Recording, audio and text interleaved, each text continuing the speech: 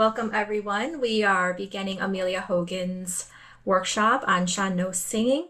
Amelia, feel free to introduce yourself and kick off whenever you're ready. Hi, Wen. Thank you so much. And thank you, everybody, for showing back up today. If you were here for yesterday's workshop, I started with some great notes. So I wanted to check in with people who were here yesterday about some of the things that I mentioned as little reminders for how some of the conventions of traditional Irish Sean-nòs singing. Any one first person in the room to say so, just go ahead and like pick a person that's got their hand raised and just give me a couple of conventions of traditional Irish sean-nós singing. Well, I was really moved by the word melismatic. That's a new vocabulary for me, and I looked it up afterwards, and I think it's really cool where you can take one syllable and run it over different notes. So I thought that was really cool. Nice. Um, Mike Jones, Jonesy, do you have anything for one of the conventions of sean-nós singing that you're um, that Uh, marks it as sean-nós for you? um, well, I guess the improvisational bits, the sort of the optional grace notes and things. Um, Hmm. um, is that part of Shanos? Yeah. Yeah, Uh, the fact that it changes a little bit each time, yeah. each each approach we do it.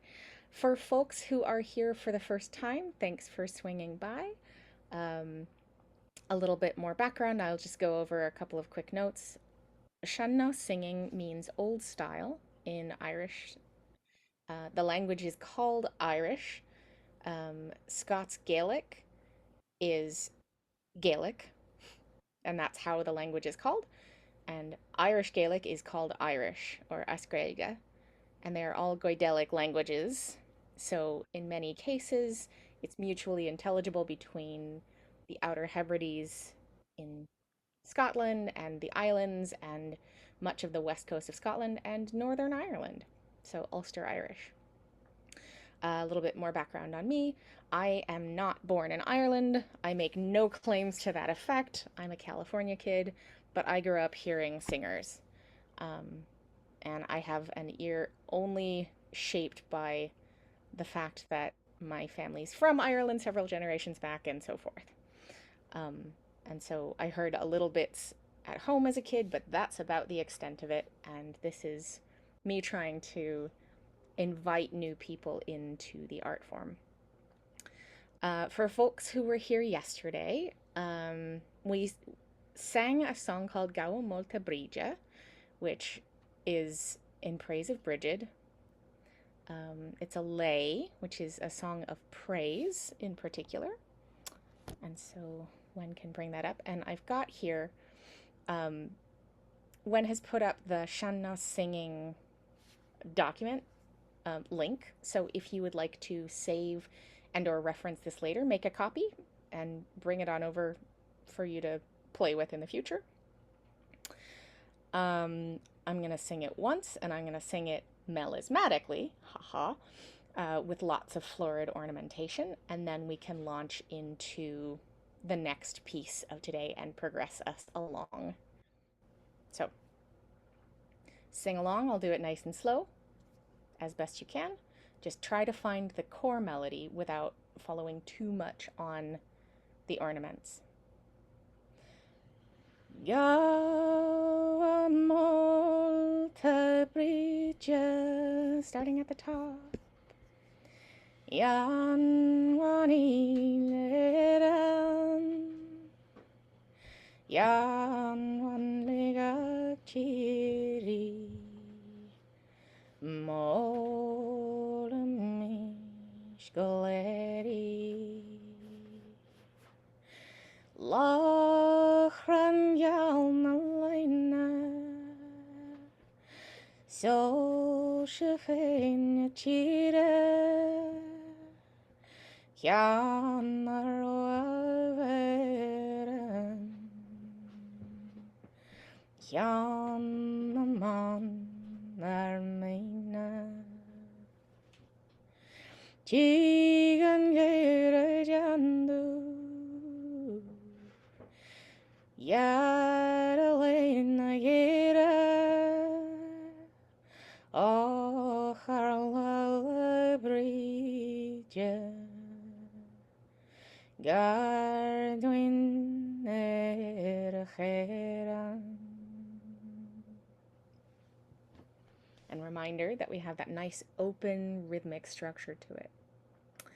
So if you found yourself kind of catching along and following with me on like, oh right, there's the spine of the song, there's the core of it, from which I can sort of wander around just a little bit as long as I anchor it to that spine, anchor the flesh of the song to that spine.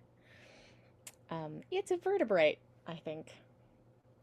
If it's a living form, then it's got its own core. So if you would be so kind as to bust into the next song, I think we're going to look at an English song so that folks have a little easier access to the language part of it before we launch too heavily into all of the melodic openness and stuff. So this is going to get a little bit more complicated. We're going to launch into Johnny and Molly. And I first learned this about, oh gosh, almost 25 years ago, when I was still living in Santa Cruz.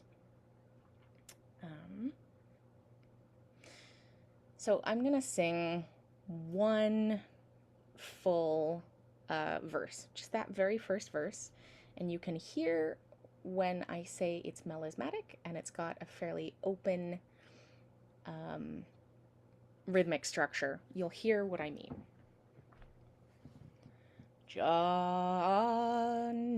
and Molly sat reposing under a bank of blooming roses, while on the keel ships were waiting, this young couple sat repeating, love farewell, darling farewell, and it's all for parting, love farewell.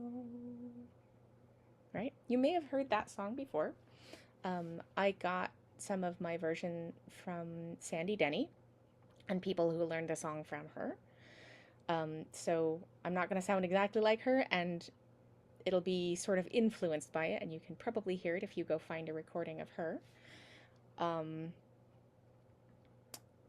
But the structure of it, of course, you notice some of those weird pushing and pulling of the rhythm there.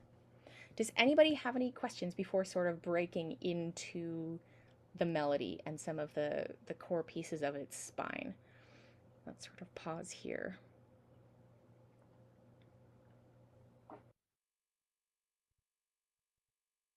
Anybody? Nope, no questions? Okay, no worries.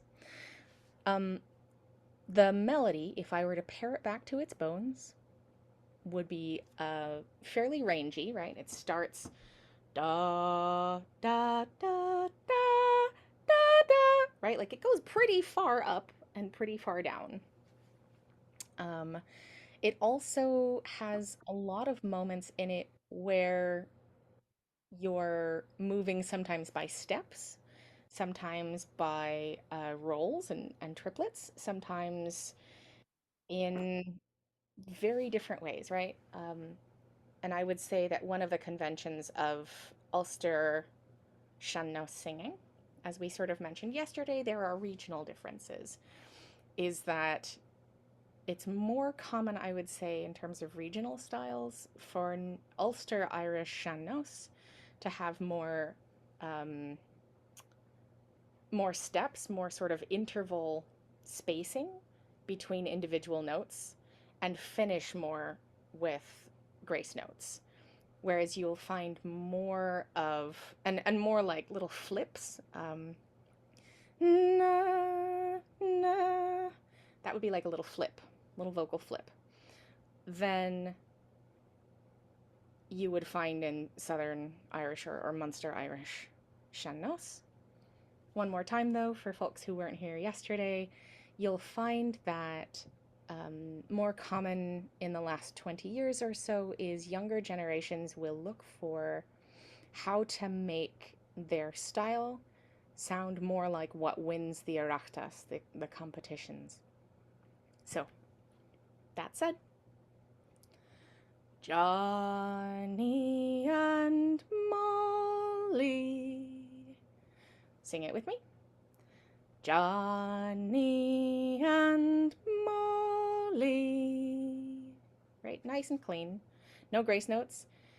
Johnny and Molly. I can add a little flip in there. Molly.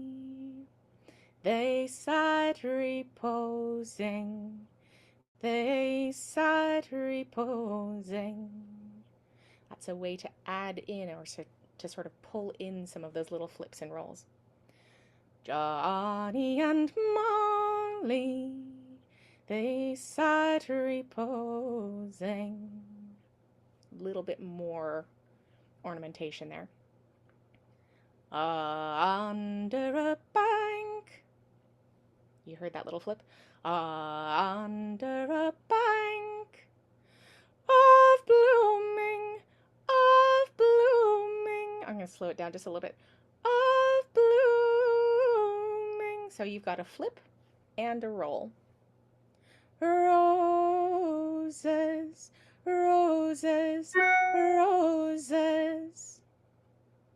Johnny and Molly, they sat reposing. And I'll clean it up. Johnny and Molly, they sat reposing. Right? Strip it back bare, and then you can find the bones of a song. Add the grace notes back in. Johnny and Molly, they sat reposing under a bank of blooming roses. So, it's a nice high note, but it's pretty clean because that's not a word you want to emphasize in that phrase.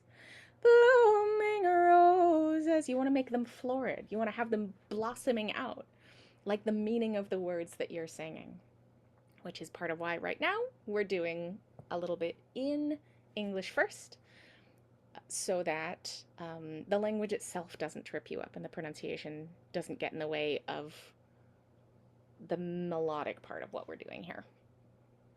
Quick note, one more time.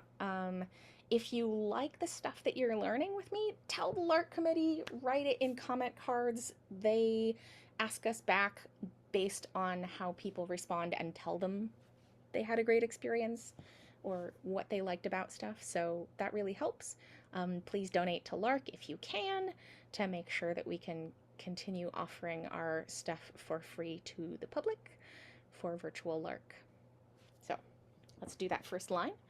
And I'm going to do it nice and slow and see where the bones are. And then I'm going to do it nice and slow and start playing and offer a chance for you to start playing with adding some of your ornaments to it. Johnny and Molly, they sat reposing under a bank of blooming roses. Right? Now let's open it up a little bit more and add some grace notes to it. Johnny and Molly, they sat reposing under a bank of blooming roses. You want to call attention to what the thing is you're singing about. The first section is you're singing about Johnny and Molly, so they're sort of the heart of that line, and then at the very end you're describing those blooming roses and where they are. Next line, and we're going to go through it little by little. I'm going to sing the core, and then I'm going to sing the chord again, and then I'm going to start adding in and playing with some of that ornamentation. While on the key, while on the key. That's one little way of doing that. While on the key. So you just get a little bit of a step up, not too complicated. The ships were waiting. The ships were waiting. While on the quay the ships were waiting. This young couple sat repeating. This young couple sat repeating. Let's start from that middle, the top of the line. While on the quay the ships were waiting, this young couple sat repeating.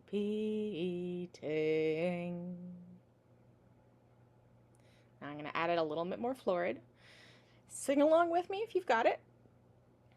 I'm going to start from the very, very top. So we're going to start with Johnny and Molly. We're going to sing it clean, and then we're going to join it with that second line. Nice. Thank you, Wen. Johnny and Molly, they sat reposing under a bank of blooming roses. Notice how that's nice and open and not perfectly metronomic. While on the quay the ships were waiting, this young couple sat repeating. One more time, and then we'll add some grace notes. Johnny and Molly sat reposing under a bank of blooming roses, while on the quay the ships were waiting. This young couple sat repeating.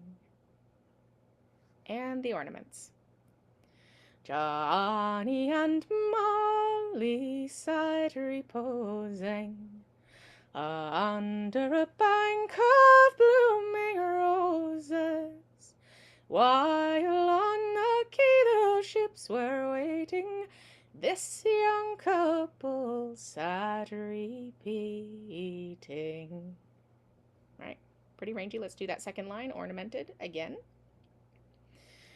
While on the quay the ships were waiting, this young couple sat repeating. Right? You can hear how there are variations in how you might approach the ornaments depending on how many times you've been through it, what you're feeling in this next iteration around, where you might emphasize some of the words, probably some of the words that are just not that important, really, in the meaning of the phrase or the verse. I'm going to do it one more time, and we're going to move on to the third line. Johnny and Molly, they sat reposing under a bank of blooming roses. Stripped it back, but not too terribly much, so you get just a little bit of ornamentation there. While on the quay the ships were waiting, this young couple sat repeating. Next line. Love, farewell, love, farewell. Super simple is the stripped down version. Love, farewell. A little more complicated. Love, farewell. You heard that roll in there? Darling, farewell. Nice big rangy couple of words. darling, farewell, and it's all for parting, love, farewell. Right? Love, farewell, darling, farewell, and it's all for parting, love, farewell. One more time, a little more ornamented. Love, farewell, darling, farewell, and it's all for parting, love, farewell. I'm going to introduce an idea this time around, particularly with a song in English, of where you breathe. And you may notice all kinds of weird little cheat breaths, or someone will sing a phrase all the way to the end and kind of stretch and push the line so that it's a contiguous concept or phrase. And that's entirely based on what the singer is connecting to or how they're feeling about the phrase. With new students, I often try to get them to be able to expand out to encompass the entire phrase with a single breath. And then we can start playing with it just so that they have the capacity and the muscle memory for getting enough air to be able to carry a thought all the way through if they need to. So I'm going to sing it from the top, very, very top, very first verse with, and we're just going to go all the way through that whole verse. Johnny and Molly, they sat reposing. See, there's a little comma there. That might help indicate where a pause in thought might go. This is who was there. Next is where they are. Under a bank of blooming roses. That's a completed thought also. This is where they sat. Next bit. Let's see, big breath in. How can you order a Lark Camp t-shirt? This one was from a few years ago. This was 2020 being canceled and the critters missing us all. I would say, let's see if you can ask someone in the lobby if they might have additional t-shirts going forward, but let's go through the rest of the verse. See, rocking my Lark Camp pride here a little bit. Johnny and Molly, they sat reposing. Breath, little comma. Under a bank of blooming roses. Fairly sparse, but still ornamented. While on the quay the ships were waiting. Breath. This young couple sat repeating, love, farewell. Next comma. Darling, farewell. And it's all for parting, love, farewell. And you can hear how I can draw out that weird consonant. I'm not sure where this comes from as a convention of Irish speakers and people in Ireland to do that to words as they're singing them, is to hang on those L's, hang on a lot of those consonants that you think, oh no, classical singing trains that out of you. Just sing the vowels as big as you can and then sort of gently close on the consonants. This style of music has an awful lot more of a hanging on those consonants. So there you go, fun. Next verse. Johnny dear, now do not leave me. Sing it straight. Johnny dear, now do not leave me. Sing it one more time so you can sing with me. Johnny dear, now do not leave me.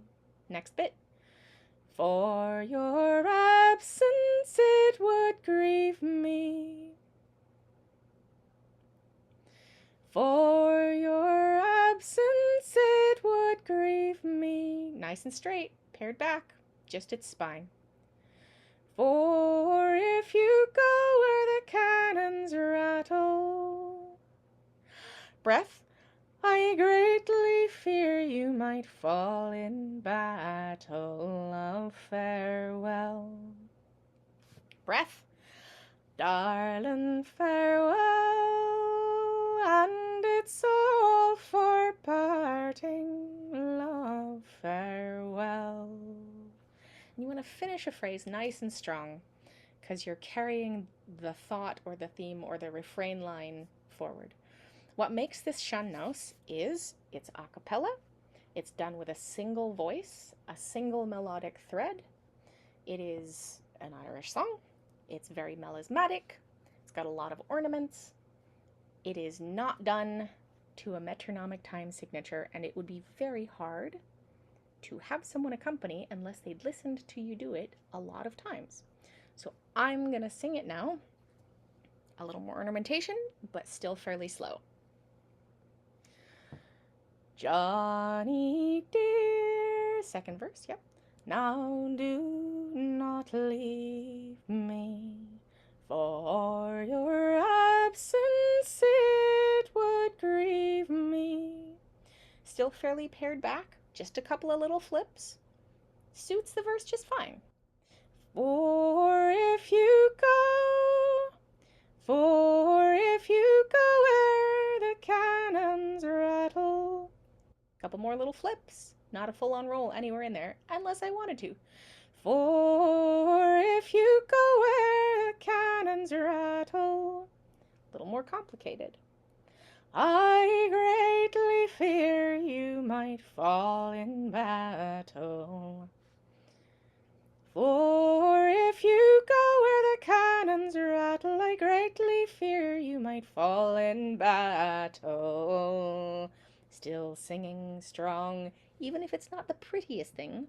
The point is not to be pretty. It's to tell a good story. So in a later verse, you can hear some of the humor coming back into some of the lines, because that's how I'm feeling about some of the lines.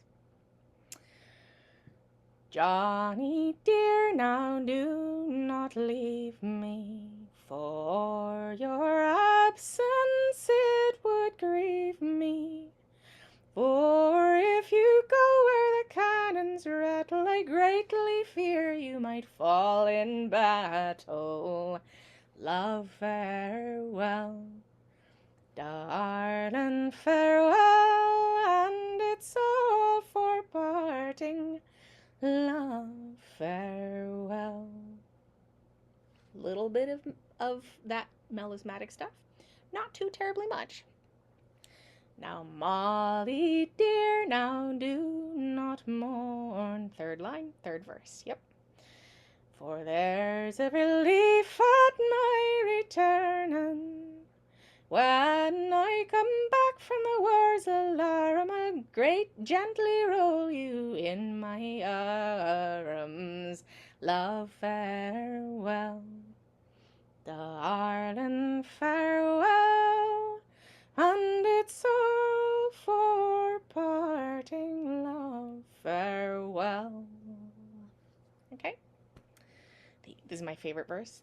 The old woman says, now do not wrong me. Do not take my daughter from me.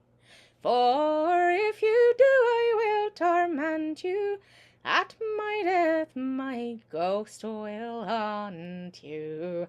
Love, farewell, darling, farewell, and it's all for parting. Love, farewell.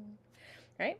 Fairly complicated melody, but you're starting to get the feel of how it moves and how you can push and pull the rhythm of it to tell the story and to bring it alive a little bit. Like, what's happening in that verse is her mommy comes up and says, hey, don't take my girl. You know what? You take my daughter off to war with you, buddy, and I'm gonna haunt you when I'm dead. Like, she's sort of cursing him in this moment. Fabulous little moment of parental care, I think. And then we finish out with the end of the story, in that they're officially in battle, this last verse of the song. The ship now she sails on the stormy ocean.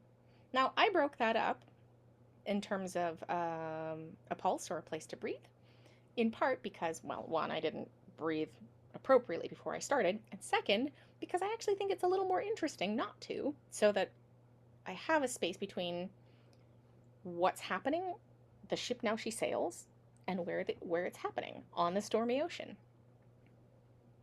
Some people like to break it up exactly where the comma is, so get enough of a breath to try to finish until you have a pause in the rhythm of the words. The ship now she sails on the stormy ocean, seeking out on high promotion. While the trumpets sound and the drums are beating, march me boys, for there's no retreating. Love, farewell. Darling, farewell. And it's all for parting. Love, farewell.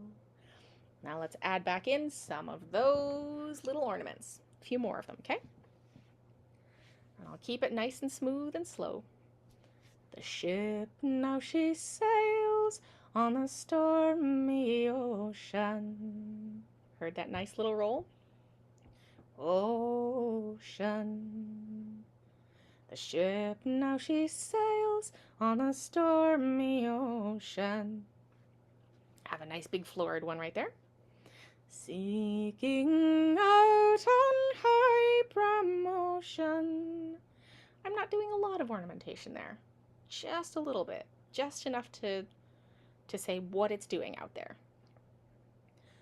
While the trumpets sound and the drums are beating, march me boys, for there's no retreating. Love, farewell.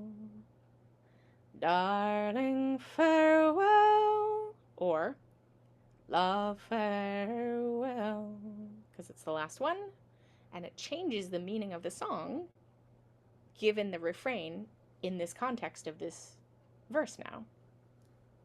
Love, farewell. Darling, farewell. Or love, farewell. Darling, farewell. And it's all for parting. Love, farewell.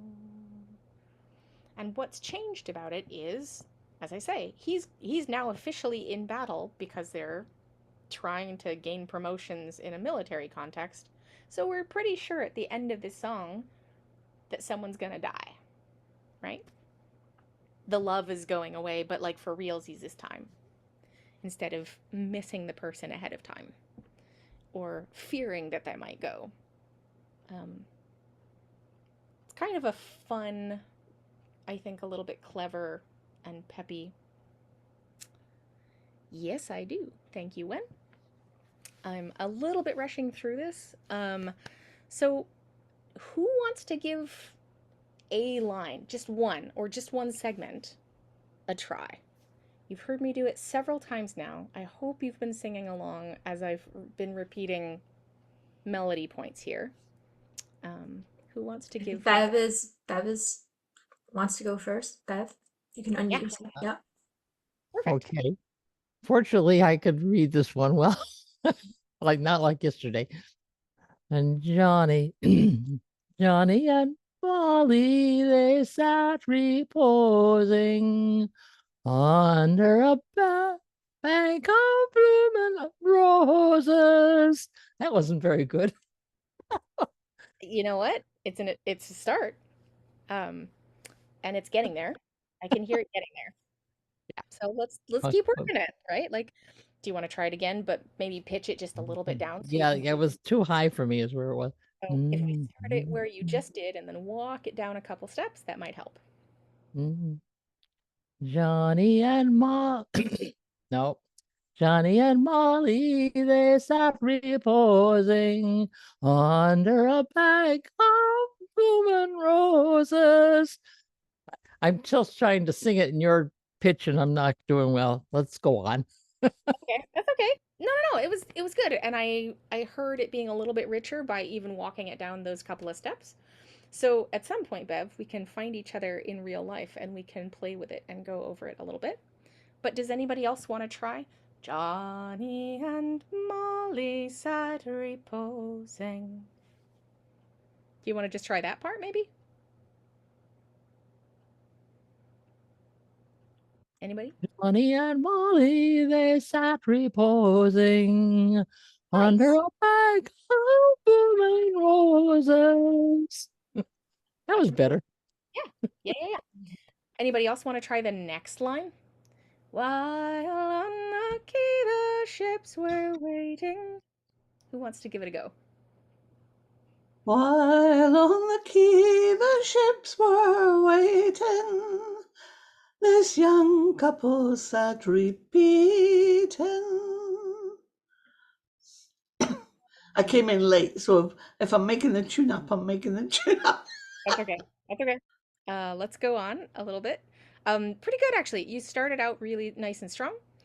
The melody of the second line on each verse goes, while on the quay the ships were waiting, this young couple sat repeating. So it's a little harder, and it starts here and walks up a little bit, and then walks all the way down. So, do you want to give it a go one more time? While on the quay the ships were waiting, this young couple sat repeat. I keep wanting to go up. Sat Repeating. repeating. Yep. Yeah. Love farewell, darling farewell, and it's all for parting. Love farewell. I know I made that up. Sorry. I'll just stop there. No, I mean, I think you found a lot about the movement and flow of it. Um, Teresa makes a really good point that this song is really rangy. It is a little bit like the Star Spangled Banner or Anacreon in Heaven, um, if you're more familiar with one than the other. Um, that's the tune or the song that the tune comes from for the Star Spangled Banner. So, does anybody want to try that last line? Love, farewell, darling, farewell, and it's all for parting. Love, farewell. Who wants to try that?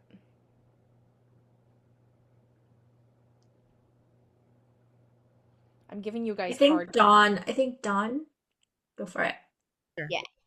Love, farewell, darling, farewell, and it's all for parting. Love, farewell. Beautiful. Beautifully sung. Yeah. Very nice. So you can see how Sean-nòs can be fairly complicated in even without words also then being sung in Irish, right? When I'm going to ask for your help in moving along to, and please, if anybody has any questions, put them in the chat. I do try to get to them and make sure that everybody can follow along and or catch me after if you have additional questions. We will be back tomorrow to play a little bit more with some of these. I'm going to bring in a song which has a lot of repetition. It's in, you may have heard it all over the place. This is Oro Sheda Wahawalya. And I don't know if you got that one when. I think that's probably going to be the most sane to do just because it has something that feels a little more like a chorus. But it can be elongated and given that Sean-nòs treatment. For folks who missed yesterday, some Is it people is it this one? yeah, Okay. yep. Let me see if I can make the font bigger. You can keep talking. Okay. For folks who missed it yesterday, there is a treatment of that you can put to most music, which is to space it out so that the song has a chance to breathe. A friend of mine likes to say it's like taking the straitjacket off of a song by freeing it up instead of trying to squish it into a metronomic rhythm. Does Sean-nòs use vibrato? And do the ornaments replace it? That's a really good question. I would say some people's voices tend to do that more easily. That's a matter of tension and release in terms of your vocal tract. Most Sean-nòs singers, I would say, don't, but some people have been trained to sing with it. And so that'll creep into their voices, and you can hear some of that classical training, which tends to emphasize it. And a lot of old field recordings, like, yeah, it can be really difficult to remove it.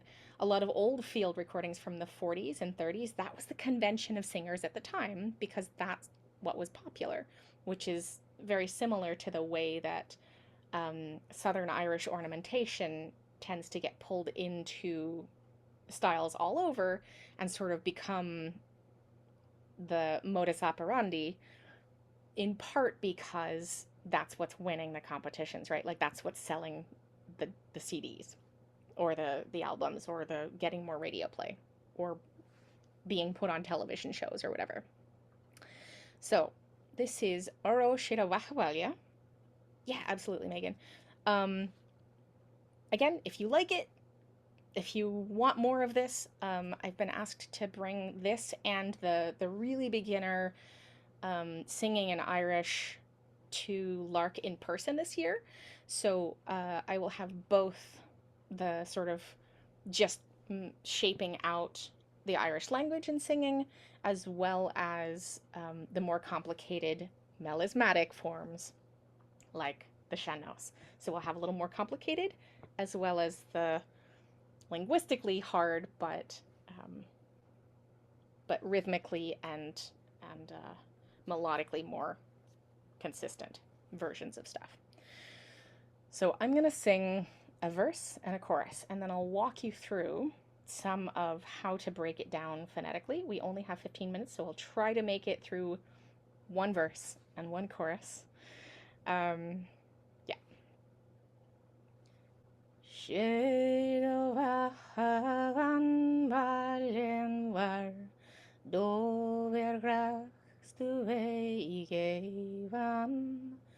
Dó ré éisiile merlach Stujolta leis na gála.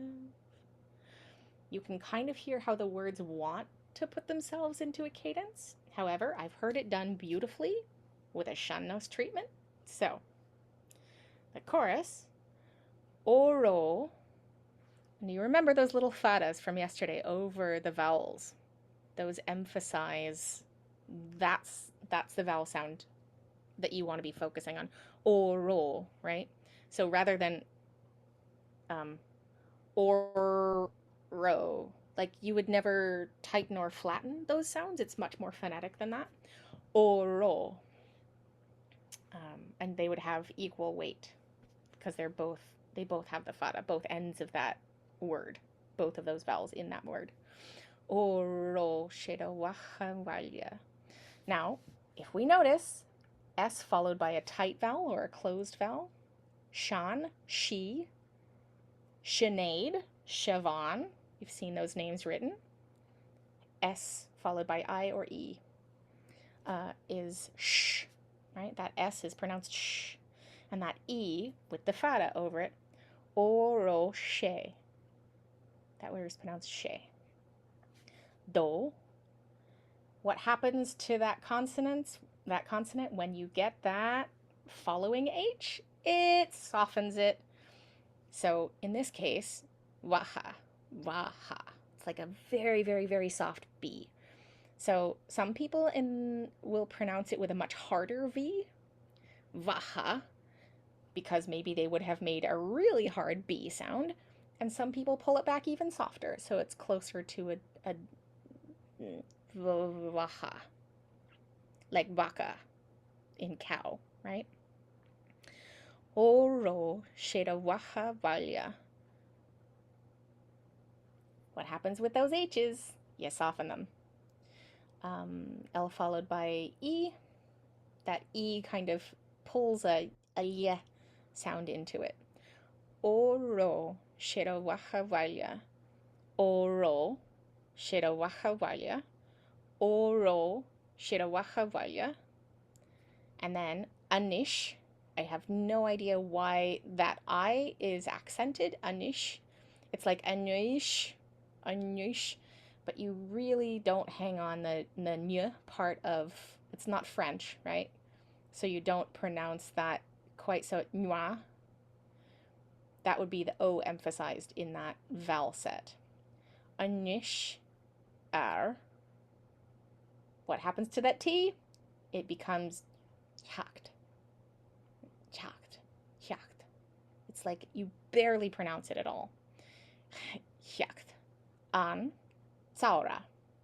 Because tsaura, TS,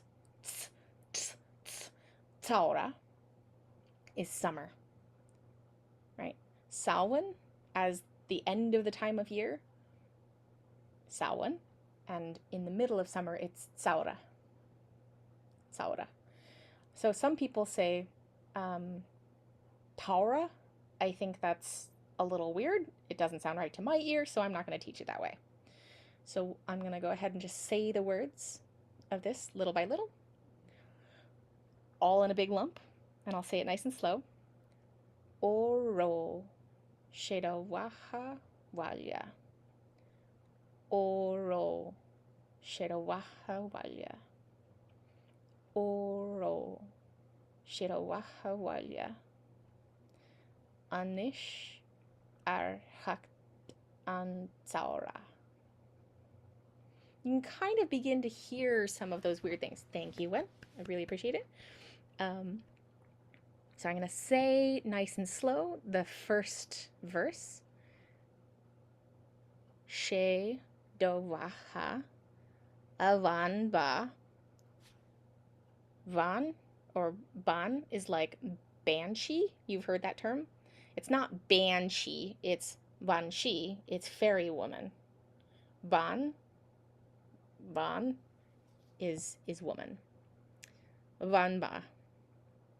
So avanba is like a woman who is, or a woman who was. Leanwar. Now again, that leanwar, that E there with the fara, remember, that's the one that's emphasized. So let's say it nice and slow with each other. She do waha avan ba leanwar. Do bergrach. You'll notice a lot of these consonants are sort of pulled into each other, right? G, k, gr, grach. Grach. That's how that's pronounced. Do vergrach. Is tu or tu. You would barely pronounce that T. You would really elide that, honestly. Do vergrach, tu veigevan. Like you'd really pull it back if you can. Do vergrach, huveigevan. Ngevan. Right? Ngevan. That E is emphasized in that fada in Yevan. Ngevan. So let's do those all together. She do waha avan ba leanwar. Do vergrach huvei igevan. Next line. Do wicha vrea. Vrea. Ishelov Merlach. Let's do that line together. Do wicha vreya Ishelov Merlach. Now, some of the rules for that. Do, what happens to a D when you elide that first consonant? Pull that D back. How's that sound? Do wicha. Ucha. Vreya. That B again elided. Vreya. E. Shelov. Shelov. Right? See that E-I-L-B-H? Shelov. Merlach. Merlach. Okay? Let's do those first 3 lines together. And then I'm going to sing it with you. She dovaha avanba lenwar. Do vergrach tu ve igevan. Do wicha vreya ishelov merlach. Last line. Stujolta. Stujolta. It's like you're barely doing the I. It's not emphasized. It doesn't have the fada. It's just the first character on that line. Stujolta. Stujolta. It's like it's not quite jolta. It's giolta. Giolta. Okay. Stujolta lesh na galiv. Galiv. Okay. You may notice a couple of patterns in terms of which of the vowels is emphasized unless it has a fada. It's probably going to be the second unless you hear otherwise. So let's do that all together and then sing it. She dovaha avan ba lenwar. Do vergrach tu ve igevan. Do huicha vreya ishelov merlach stujolta lesh nagalov. Sing it. 4 minutes, thank you. Yep. Shedovahavan valenwar do vergrach tu ve evan do chavreya shelev merlach stujolta leshna galav. Do it again. Shedovaha avan valenwar do vergrach tu ve igevan do chavreya shelev merlach stujolta leshna galav. Ooh, notice I'm pulling in some different phrasing and treatment of the rhythm of it. Thanks, Christina, for joining us. We will have just a couple minutes to pop on to the chorus. Let's see if we can do it. It's very repetitive. I hope you love that. And that you may recognize from recordings you've heard online and all that. Before I'm going to disappear into the coffee shop. If people have additional questions about what we read, make copies of any of these as you like. Gwen has been a fabulous session assistant today. Thank you so much for highlighting things. That's been really helpful. Korfa, if you remember, is chorus. Oro shedovahavalya. Oro shedovahavalya. Oro shedovahavalya. Anisharaktan Tsara. Right? So you had some repetition there. one more time, and then we'll open up the floor to last minute questions or anything else. Oro shido wa hawalya. Oro shido wa hawalya. Oro shido wa hawalya. Anisharatam saura. And bravo, everybody. You've been singing in Irish. Again, questions if you like. Follow me over into the coffee shop or stick around for the next workshop. I think they're amazing and doing additionally beautiful things, but with finger instruments. So also a lot of fun. Yeah, keep me posted. If you like it, if you want to hear more of a specific kind of thing, I can probably bring that to tomorrow's workshop. This is just a really quick overview for folks who are not as familiar with working on singing in Irish. It's not that common a language. Out of 8.5 billion people, there are really not that many people who speak it. So you are one of a small percentage on this planet who are now doing something with Irish as a language. Yay! Give yourself a round of applause. You don't hear it every day. You don't even hear it every other day. I would guarantee 90% of you, unless you live in Ireland, that's probably true. So, yeah, leave it open to the next person. And thank you, Wen, so much. Thank you, Amelia. And for anyone, if you have any questions for her, I think Amelia is going into one of the other breakout rooms called the Coffee House, so you can feel free to hang out with her there. Thanks, everyone.